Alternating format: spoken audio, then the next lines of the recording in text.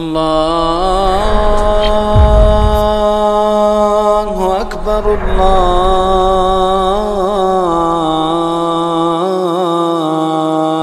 اکبر۔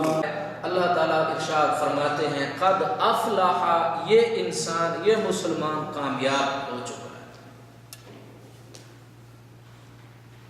اگر کسی مسلمان نے ایسا نہ کیا، یعنی وہ نہیں دیکھتا صبح شام میں کیا کر رہا ہوں، میرے دماغ کے اندر سوچیں کون سی آتی ہیں اور وہ جڑ پکڑتی جا رہی ہیں، اور ان سوچوں کی وجہ سے میرے اعمال، میرا کردار، میری سیرت خراب ہوتی چلی جا رہی ہے، انسان سوچتا بھی نہیں، تو پھر ایک دن ایسا وقت آتا ہے کہ اس انسان کے دل اور دماغ سے صحیح اور غلط کا جو پیمانہ ہے وہ ختم ہو جاتا ہے۔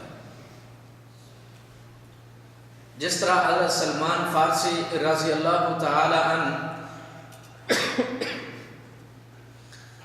وہ فارس سے چلے، اپنے علاقے سے چلے کہ میں تلاش کروں حق اور سچ جو ہے مجھے کہاں ملے گا، اور راستے میں اپنے اس سفر میں کئی پنڈت جو تھے وہ مر گئے ان کو یہ بتاتے بتاتے کہ حق تجھے کہاں ملے گا۔ یعنی ایک پنڈت سے پتہ چلا کہ حق فلاں جگہ پر ہوگا، دوسرے پنڈت نے کہا، وہ مرنے لگا تو اس نے کہا فلاں پنڈت کے پاس، پھر تیسرے چوتھے پانچویں حتیٰ کہ وہ مدینہ کے اندر پہنچ گیا اور اس نے آ کر دیکھا، اللہ کے رسول صلی اللہ علیہ وسلم کی نشانیوں کو دیکھا اور پھر آپ صلی اللہ علیہ وسلم پر ایمان لے آیا۔ تو اللہ رب العزت ارشاد فرماتے ہیں قد افلح المؤمنون، کامیاب ہو چکے وہ مسلمان اور وہ مومن جو یہ کام کرتے ہیں کسان والا، کہ ہر قسم کی گمراہی، ہر قسم کا گناہ اور ہر قسم کی بدعات سے اپنے آپ کو دور کرتے ہوئے اسلام اور دین اور یقین اور اللہ اور اس کے رسول کے راستے کی طرف لپکتے ہیں اور اس پر چلنے کی کوشش کرتے ہیں۔ اللہ رب العزت ارشاد فرماتے ہیں یہ لوگ کامیاب ہو چکے، ہونا نہیں ہو چکے، جو بچنے کی کوشش کریں۔ اور آگے اللہ تعالیٰ ارشاد فرماتے ہیں المؤمنون، قرآن مجید کے اندر اللہ تعالیٰ نے تقریباً 100 مرتبہ ارشاد فرمایا کہ یا ایھا الذین آمنوا اتقوا اللہ، یا ایھا الذین آمنوا اذکروا اللہ کثیرا ذکرا، یا ایھا الذین آمنوا استعینوا بالصبر والصلاۃ، یا ایھا الذین آمنوا اطیعوا اللہ واطیعوا الرسول۔ یہ سارے کام ایمان کے بعد ہیں، اللہ تعالیٰ کا ذکر ایمان کے بعد، اللہ اور اس کے رسول کی اطاعت ایمان کے بعد، اللہ تعالیٰ سے استعانت اور مدد ایمان کے بعد، اللہ تعالیٰ کا ذکر، اللہ اور اس کے رسول کی اطاعت ایمان کے بعد، اور نمازوں کا پڑھنا، اعمال کا کرنا، نیک اعمال کا کرنا ایمان کے بعد ہے۔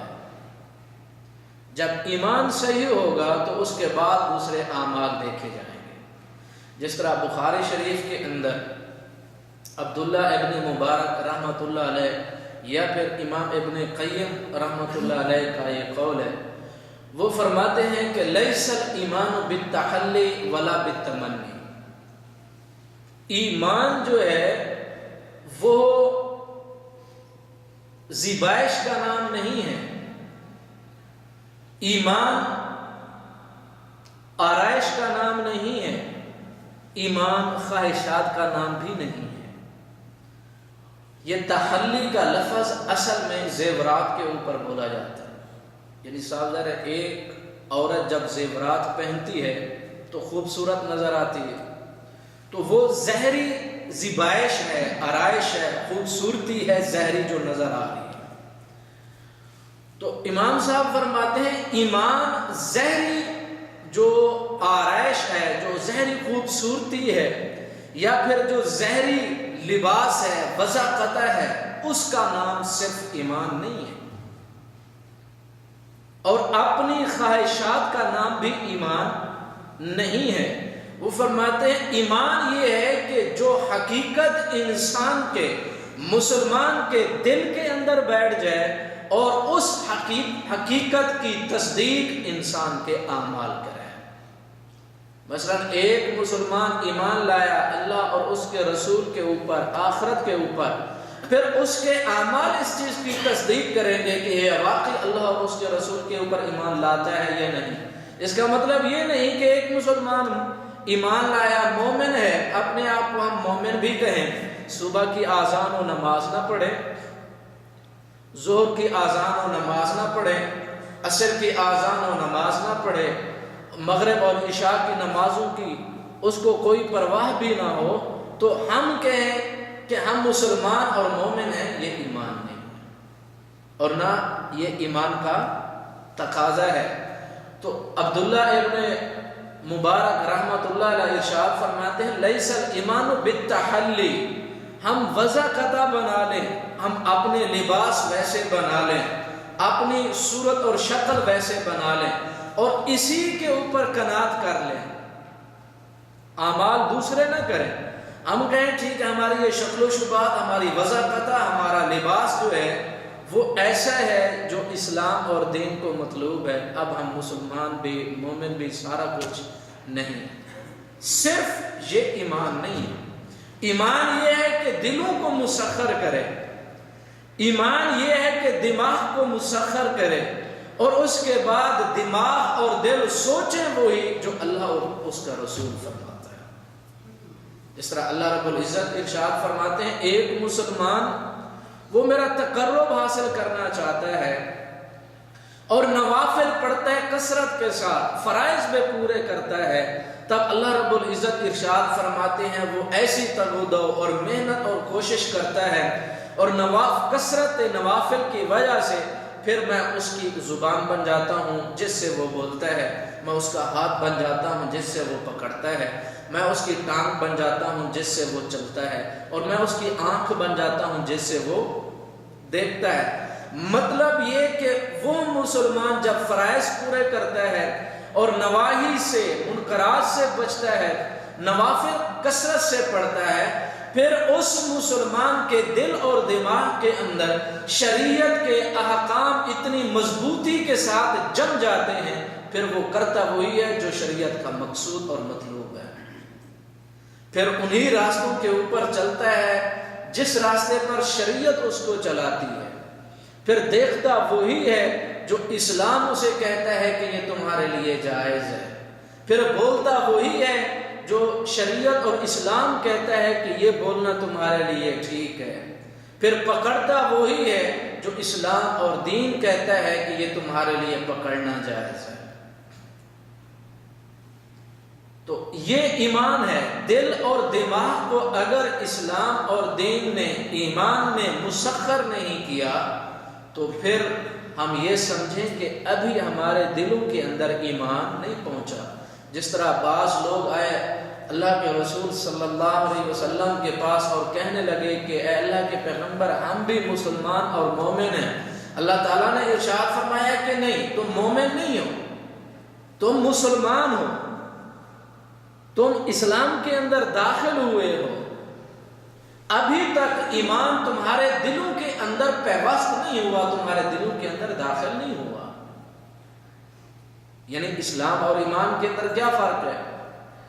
بعض اوقات جب دونوں لفظ اکٹھے استعمال ہوں تو ان کے اندر کوئی فرق نہیں، لیکن بعض اوقات ان کے اندر فرق ہوتا ہے کہ اسلام کیا ہے اور ایمان کیا ہے۔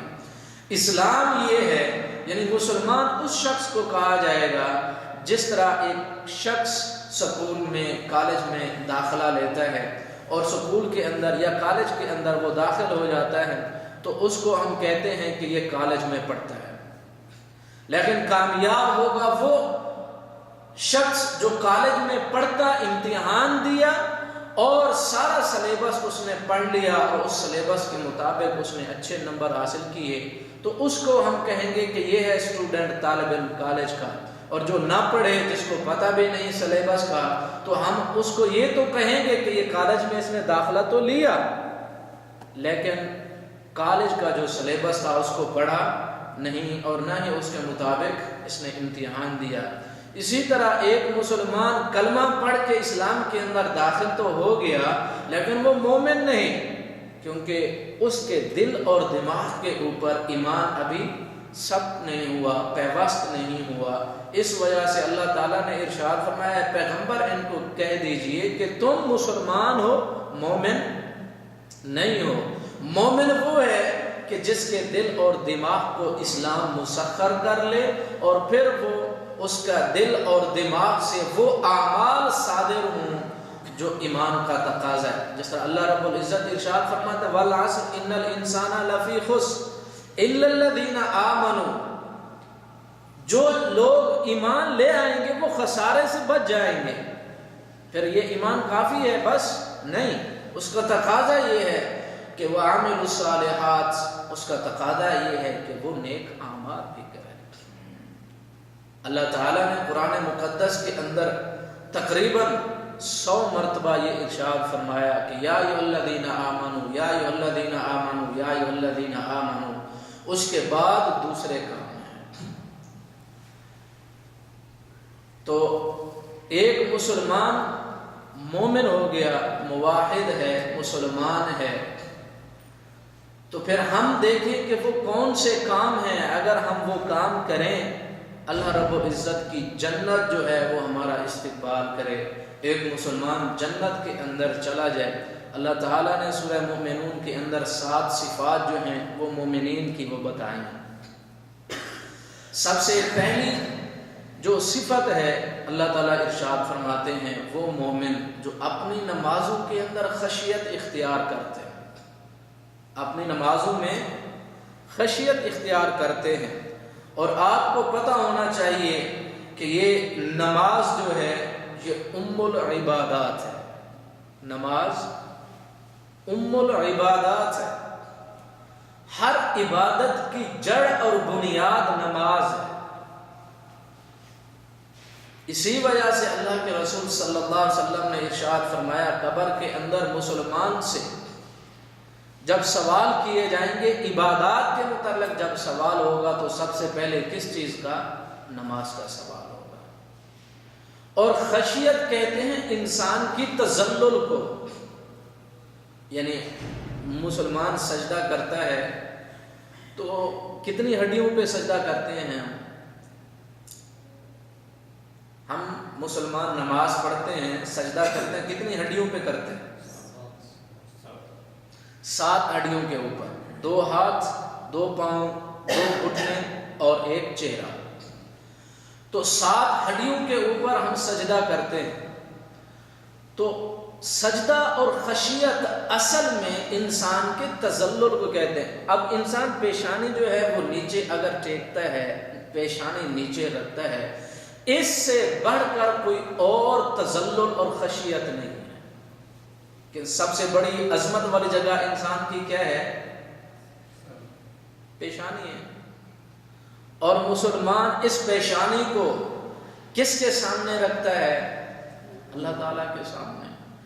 اس سے بڑا تذلل، خشیت، عاجزی دنیا میں نہیں۔ اللہ کے رسول صلی اللہ علیہ وسلم ارشاد فرماتے ہیں مسلمان اس وقت اللہ تعالیٰ کے زیادہ قریب ہوتا ہے جب وہ کہاں ہوتا ہے؟ سجدے میں ہوتا ہے، تو اس وقت وہ اللہ تعالیٰ کے زیادہ قریب ہوتا ہے۔ مطلب قربت کا کیا مطلب؟ یعنی انسان وہ اعتراف کر رہا ہوتا ہے کہ اے اللہ میں تیرا بندہ ہوں، میں تیری ہی عبادت کر رہا ہوں، تو میرا خالق اور مالک ہے، میں یہ اعتراف کرتا ہوں کہ تو میرا معبود ہے اور میں ہی عبادت کرنے والا ہوں اور تو ہی عبادت کے لائق ہے۔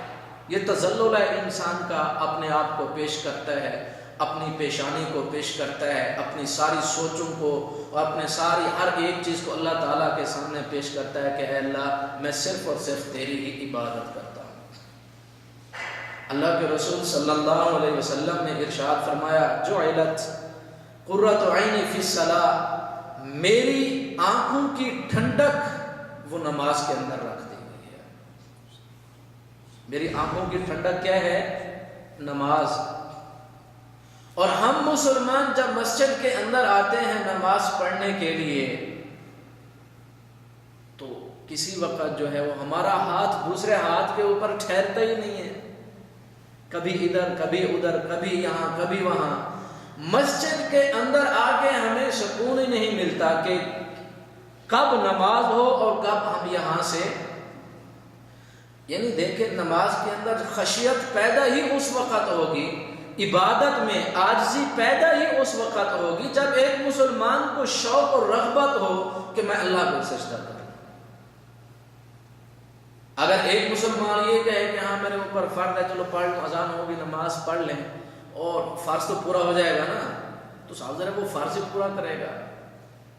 جس طرح اللہ کے رسول صلی اللہ علیہ وسلم ارشاد فرماتے ہیں مسلمانوں کے درجات ہیں نماز پڑھنے والوں کے، بعض لوگ وہ ہیں جن کو 90% ثواب ملتا ہے نماز کا، بعض وہ ہیں جن کو 80%، 70%، 60، 50، 40، 30، 20، اسی طرح پھر نیچے چلے آئے،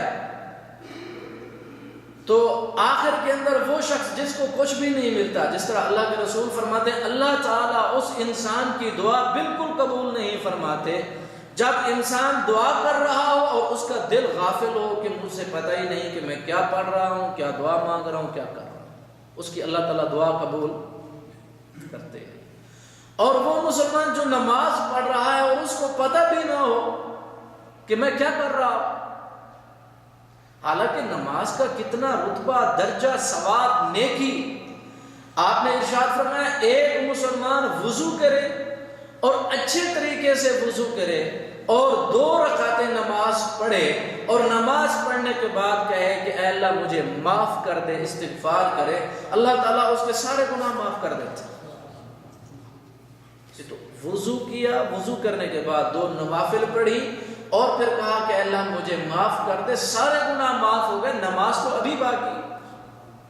ایک اور حدیث میں اللہ کے رسول صلی اللہ علیہ وسلم ارشاد فرماتے ہیں ایک بندہ وضو کرے اور اچھا وضو کرے اور نماز 2 رکعتیں نوافل ادا کرے اور وہ جانتا بھی ہو کہ میں نماز کے اندر کیا پڑھ رہا ہوں، تو پھر نماز کے بعد اس کے سارے گناہ ایسے ختم ہو جاتے ہیں جیسے اس نے آج ماں کے پیٹ سے جنم لیا ہے، ابھی نماز شروع نہیں ہوئی۔ تو علماء نے کہا کہ وہ جانتا بھی ہو کہ وہ کیا پڑھ رہا ہے، اور اس کی تفسیر اور وضاحت اس طرح کی کہ 2 مفہوم بتائے علماء نے۔ جاننے کا مطلب یہ ہے کہ وہ ہر ایک کلمے کے متعلق جانتا ہو کہ سبحانک اللہم کیا ہے، اللہم باعد بینی کیا ہے، اور پھر الحمدللہ رب العالمین سورہ فاتحہ کیا ہے، اور سبحان ربی العظیم، سبحان ربی الاعلیٰ کیا ہے۔ ان سارے کلمات کو اگر پڑھتا ہے تو جانتا ہو کہ ان کا تقاضا کیا ہے اور اللہ تعالیٰ نے کتنی توحید اور کتنی رحمت اور کتنا علم ان کلمات کے اندر اللہ تعالیٰ نے رکھ چھوڑا، اس کو پتا ہو۔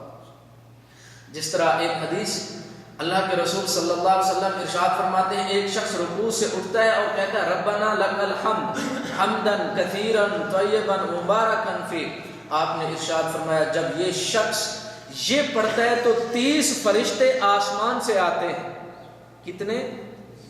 30 فرشتے آسمان سے آتے ہیں، اور ان میں سے ہر ایک کی کوشش یہ ہوتی ہے، ان میں سے ہر ایک کی کوشش یہ ہوتی ہے کہ یہ کلمات سب سے پہلے اللہ کی طرف میں لے کر جاؤں۔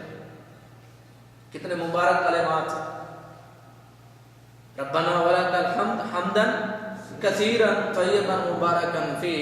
تو 30 فرشتے یہ کلمات لینے کے لیے آتے ہیں، اور سورہ فاتحہ کے متعلق اللہ کے رسول ارشاد فرماتے ہیں یہ اللہ اور بندے کے درمیان آدھی تقسیم ہے۔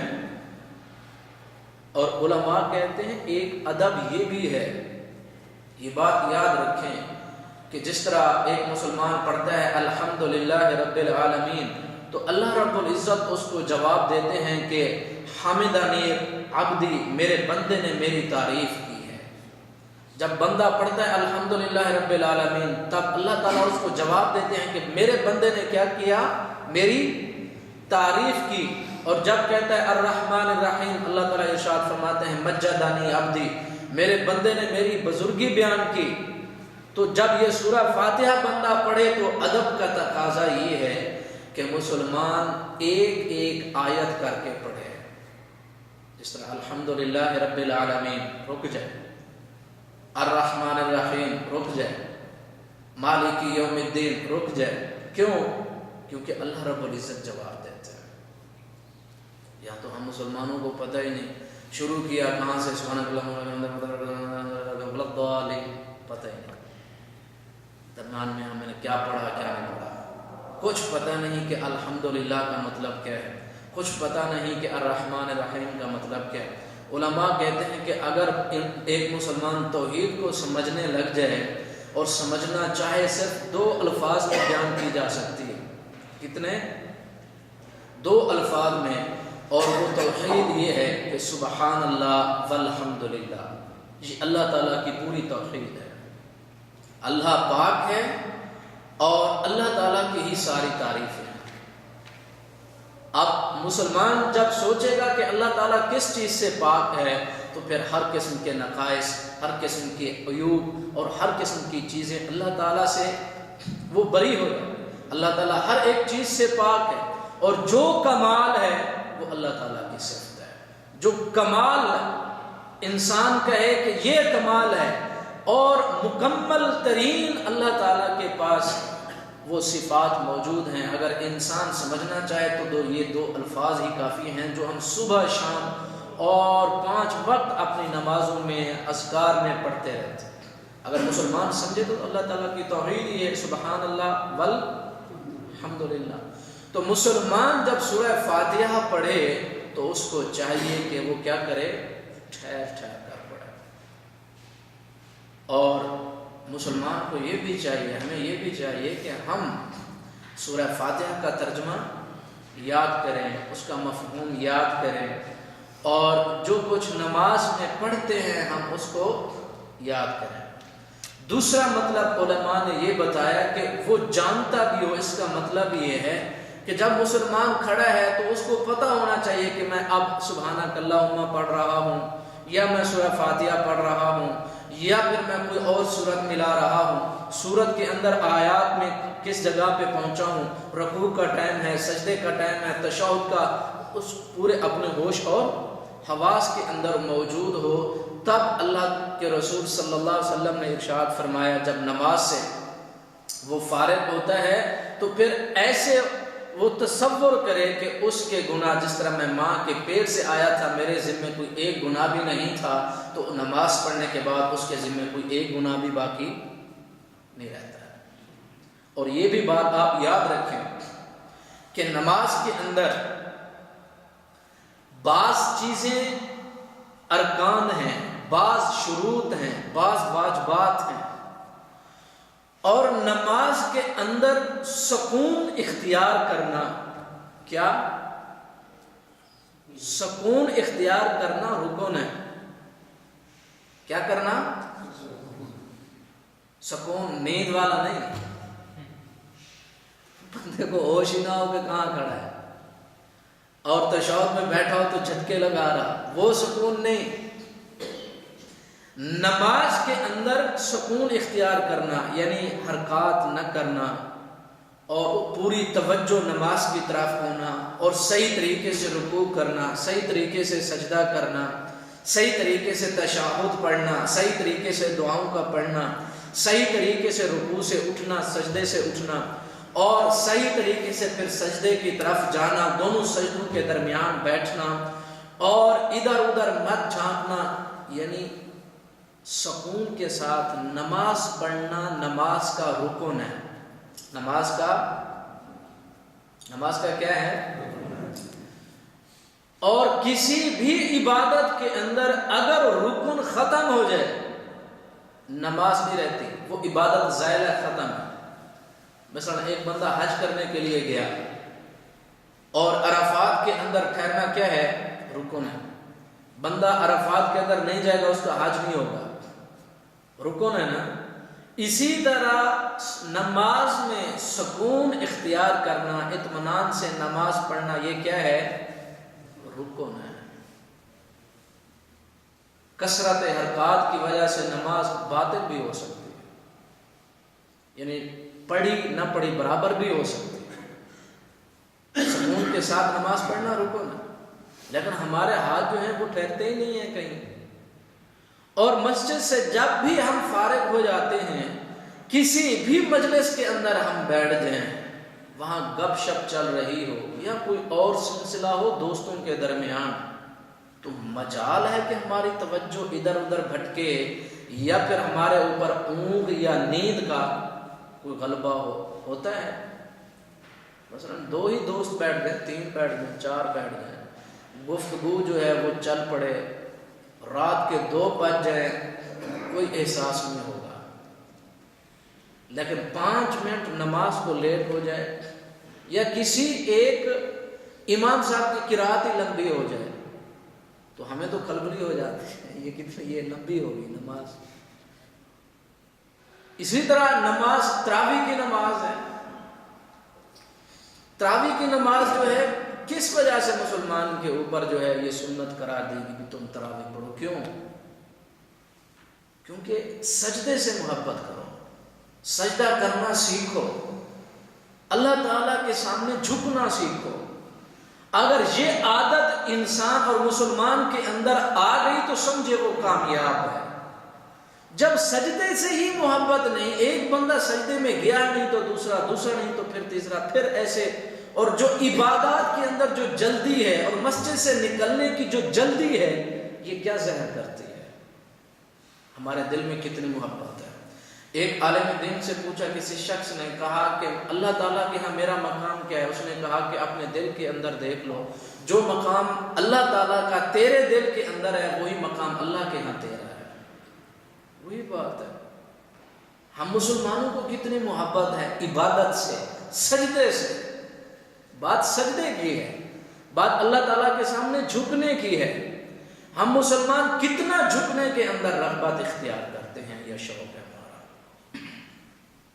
رمضان میں وہی یعنی ایمان خواہشات کا نام نہیں ہے۔ ایک ہفتہ ہم نماز تراویح پڑھیں گے، سب سے پہلے 1-2 دن ہم تلاش کرتے ہیں کہ ہمیں پتہ چلے کہ قرآن اچھا جو ہے کون سا قاری پڑھتا ہے، وہاں پہنچ جائیں گے 1 دن 2 دن 3 دن بس۔ پھر اب تلاش کرتے ہیں جلدی کون سا پڑھتا ہے، پھر وہاں چلے گئے، اور پھر جو ہے جب 15 روزے ہو جاتے ہیں پھر تو پتہ ہی نہیں چلتا کہ بندے گئے کدھر، نماز اور تراویح پڑھنے والے گئے کدھر۔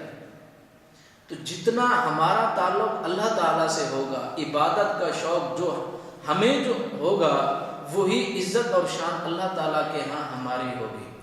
تو خشیت اگر ہم اختیار کریں گے تو پھر ہم کامیاب ہو سکتے ہیں۔ صحابہ کرام تابعین کے ہاں جو خشیت اختیار کی جاتی تھی، ہم ان کے واقعات کو پڑھ کے یقین بھی نہیں آتا کہ کیا انسان ایسے بھی ہو سکتا ہے یا ایسے بھی مسائل درپیش آ سکتے ہیں، یقین نہیں ہوتا۔ آج کے دور کے اندر یقین نہیں ہوتا، لیکن اس وقت کا وہ معمول تھا۔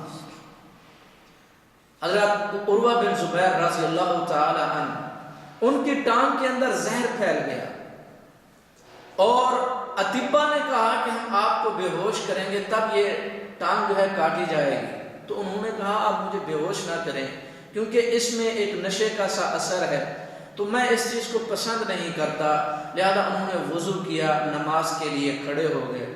تو جب نماز کے لیے کھڑے ہوئے، قرات انہوں نے شروع کی، قرآن مجید انہوں نے پڑھنا شروع کیا، تو اس وقت ان کی ٹانگ کاٹ لی گئی۔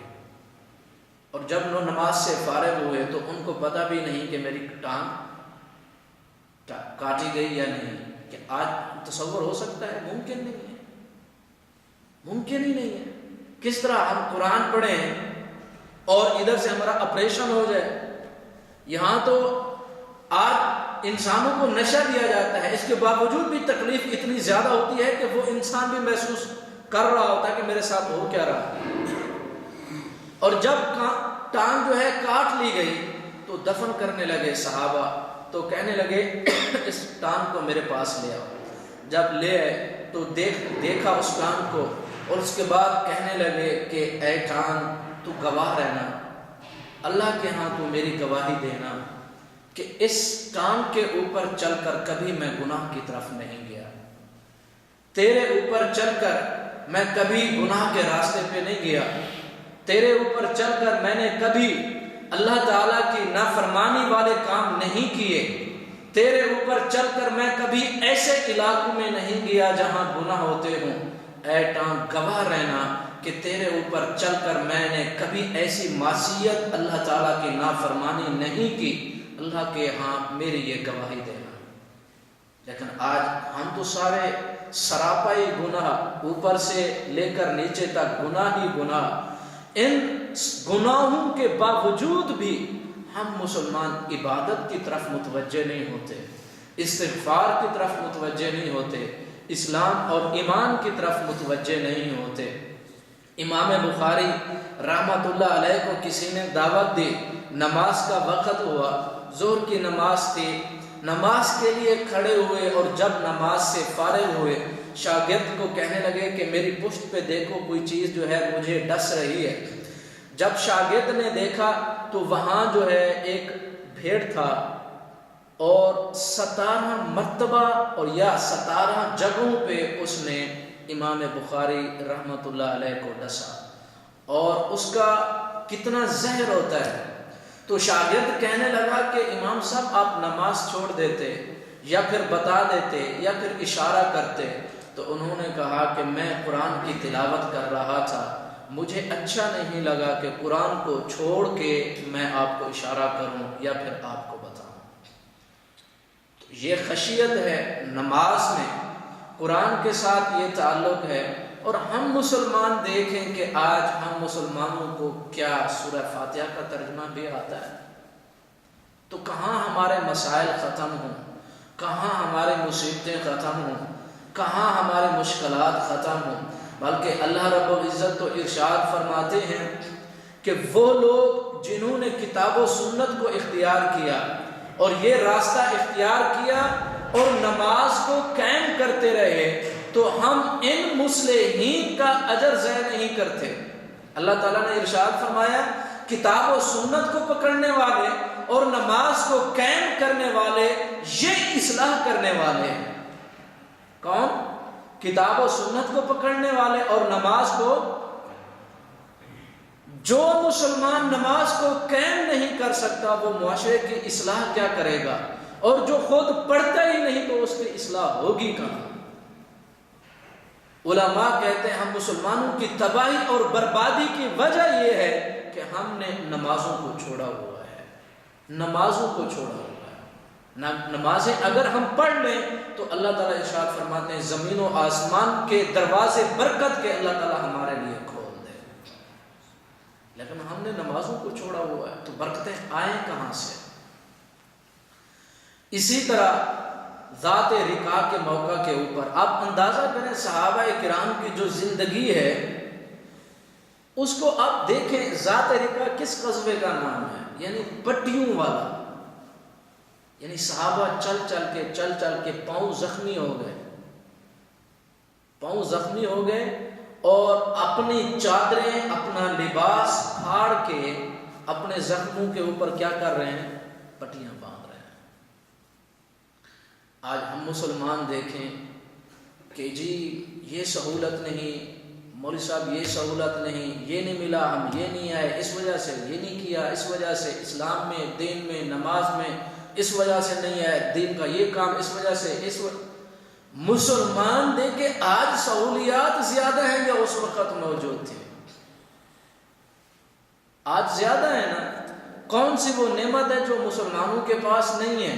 اس کے باوجود بھی ہمیں اس زندگی کی قدر نہیں، اس کے باوجود بھی ہمیں اپنے سجدے کی قدر نہیں، اور اس کو ہم کس طرح چھوڑ رہے اور ضائع کر رہے ہیں۔ اللہ کے رسول صلی اللہ علیہ وسلم کو صحابہ نے یہ نہیں کہا کہ اللہ کے رسول آپ ہمیں لڑا رہے ہیں دشمنوں سے، کافروں سے، اور ہمارے پاؤں سے تو خون رس رہا ہے، خون بہہ رہا ہے، ہم کیسے جہاد کریں؟ آج ایک علاقے میں کہیں کوئی اچھا کام ہو رہا ہو، کسی بستی میں، کسی علاقے میں، ہمیں اس کی کوئی فکر نہیں ہے، ہو رہا ہے تو ٹھیک ہے، مولوی صاحب کا کام ہے وہ کرے۔ ہاں یہ ضرور ہے اگر روک جائے پھر بھی فکر نہیں کہ یہ اچھا کام ہو رہا تھا روک کیوں گیا، نہیں فکر، ٹھیک ہے جی ختم ہو گیا تو خلاص، ہم کیا کریں۔ ہر مسلمان کا یہ فرض ذمہ داری ہے کہ وہ اسلام اور دین کا جو کام ہو رہا ہو اس میں کیا کرے؟ بڑھ چڑھ کے حصہ لے، کیونکہ ہر مسلمان کا اسلام اور دین۔ اللہ کے رسول کو صحابہ نے یہ نہیں کہا کہ فلاں سہولت فلاں فلاں فلاں، نہیں، اپنے لباس پھاڑ کے وہ پٹیاں باندھ رہے ہیں اپنے زخموں کے اوپر۔ اور اس وقت اللہ کے رسول صلی اللہ علیہ وسلم نے ایک خیمہ لگایا، آپ نے ارشاد فرمایا وہ کون صحابی ہیں دو وہ آ جائیں اور پہرا دیں تاکہ میں نیند کر سکوں۔ ان میں سے ایک عباد بن بشر رضی اللہ تعالی عنہ موجود تھے، اپنے ساتھی کو کہتے ہیں تم سو جاؤ میں پہرا دوں گا۔ جب وہ نماز کے لیے کھڑے ہوئے تو دشمن نے دیکھا کہ ایک سایہ ایسا نظر آ رہا ہے، لگتا ہے ایسا کوئی بندہ جو ہے وہ کھڑا ہے۔ اس نے کہا کہ ہم مسلمانوں سے بدلہ تو نہیں لے سکتے، سارے لوگوں سے جنگ نہیں کر سکتے، چلو ایک ہی آدمی صحیح۔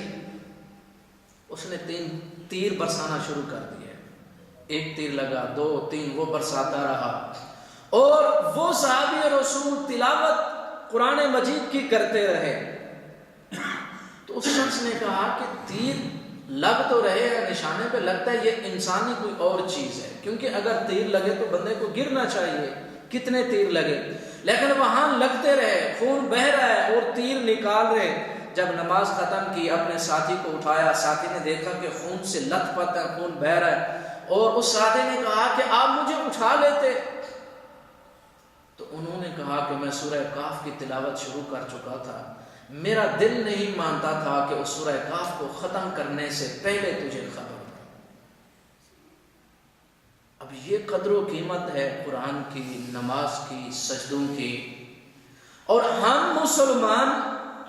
مسلمان اپنا پسینہ تک نہیں بہا سکتے، اپنے 10 منٹ تک نہیں دے سکتے، اپنے اوپر ایک چھوٹی سی تکلیف بھی برداشت نہیں کر سکتے اللہ کے راستے کے اندر، تو پھر اللہ کی رحمتیں آئیں تو کہاں سے آئیں؟ تو کس وجہ سے آئیں؟ تو کس کے اوپر؟ ہم سب ایسے کہ ایک 10 منٹ بھی اللہ اور اس کے رسول کے لیے نہیں ہے۔ اسی طرح امام بخاری رحمۃ اللہ علیہ کے ایک استاد ہیں جن کا نام منصور بن معتمر ہے، اپنے گھر کے اندر نماز پڑھا کرتے تھے، یعنی نوافل، تہجد،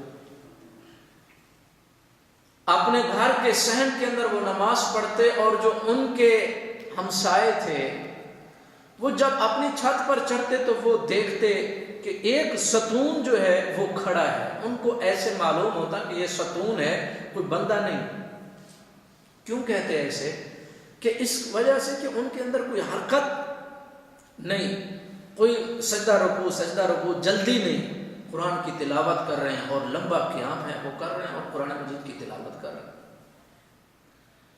ہیں۔ جب وہ فوت ہوئے ان کی ماں نے کہا کہ میرے بیٹے کو دوزخ کے خوف نے مار دیا ہے۔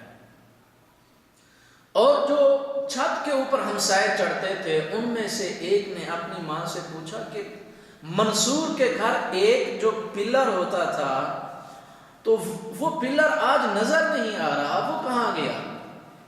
تو اس کو بتایا گیا کہ وہ پلر نہیں تھا، وہ آدمی تھا، اور وہ تہجد کی نماز پڑھتا تھا، اللہ تعالیٰ کو سجدے کرتا تھا، اس کا نام منصور تھا، وہ فوت ہو گیا۔ اور ان کے اوپر ایسا اثر ہوا کہ 20 سال تک منصور کے بعد رحمت اللہ علیہ زندہ رہے وہ ہمسائے، اور انہوں نے کہا کہ جس طرح منصور نماز پڑھتا تھا ہم بھی ویسے ہی نماز پڑھیں گے۔